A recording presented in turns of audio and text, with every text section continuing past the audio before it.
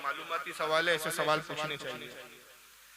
देखिए आमतौर पे आदत है, मेरे ख्याल से यहाँ भी यही माहौल होगा, सब जगह का यही माहौल है, लेकिन अल्लाह का शुक्र है नागपुर में मेरी और हमारे अहबाब की कोशिशों से बहुत हद तक इस्लाह हुई है।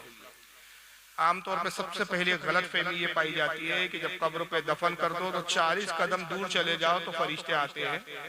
जब लोग 40 कदम चले जाए तब अजान देना चाहिए। तो बाकायदा हमारे यहाँ कुछ जिनको मालूमात नहीं होती, उसमें बाज़ औक़ात कुछ मौलवी हजरात भी होते हैं, अदम मालूमात की बुनियाद पर वो चिल्लाना शुरू कर देते, चीखना शुरू करते, भाई चलिए जाइए, निकलिए निकलिए, और एक शख्स अकेला तना कब्र पे खड़ा रहता है और वो अजान देता है। ये तरीका गलत है, सही नहीं है। सही मुस्लिम के अंदर हदीस है, सही मुस्लिम की हदीस है कि आका फरमाते हैं मुर्दे को दफन करने के बाद कब्र पर इतनी देर ठहरे कि जितनी देर में एक ऊंट ज़बा होता है और उसका गोश्त काट के तकसीम किया जाता है। अब आप उससे तसव्वुर कर लीजिए कि एक ऊंट को ज़बा करने में और उसका गोश्त बनाकर तकसीम करने में कितना वक्त लगेगा।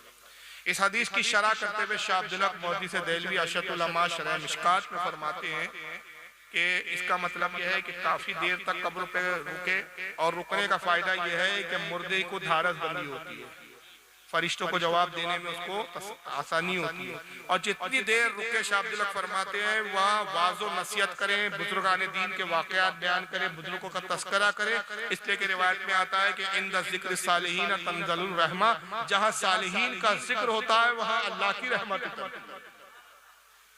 तो इतनी देर, और खुद आला हज़रत फाज़िल बरेलवी ने कब्र पर अजान देने के ताल्लुक से एक रिसाला लिखा है जिसका नाम है ईज़ानुल अज्र फी अज़ानिल कब्र। उसमें फरमाते हैं कि 17 अजान देने के फायदे हैं मुर्दे को। कब्र पर 17 फायदे अजान देने के, जिसमें से 10 फायदे जिंदों के लिए है और 7 फायदे मुर्दों के लिए। मुर्दों के लिए कितने हैं? 7, और जिंदों के लिए 10। जिंदों के लिए ज्यादा है, अब जिनके लिए फायदे वो भाग जा रहे हैं।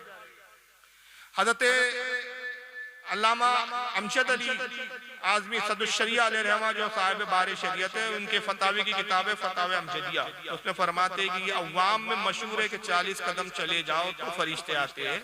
ये किसी रिवायत से साबित नहीं, बल्कि दफन के फौरन बाद फरिश्ते आ जाते हैं। आपके रुकने, आपसे कोई डर के नहीं है कि आप रुके तो डर रहे भैया जाएंगे तो तब आएंगे, आपकी क्या है, वो दिखते ही नहीं किसी को, गैब की बात है। बल्कि आपके रुकने से ये होता है कि मैयत को धारस होती है। और फिर आला हज़रत अपने रिसाले में एक हदीस नकल करते हैं कि सही मुस्लिम की, कि अल्लाह के रसूल फरमाते हैं कि तुम अपने मुसलमान भाई को जिस तरह नफा पहुंचा सकते हो नफा पहुंचाओ। ताला फरमाते हैं कब्र पर रुकना भी एक तरह से अपने मुर्दे को नफा पहुंचाओ, तो कुछ देर रुकना चाहिए। और खुद आला हज़रत ने वसीयत की थी अपने बारे में कि 7 दिन तक मेरी कब्र पर मुसलसल रुके रहे लोग।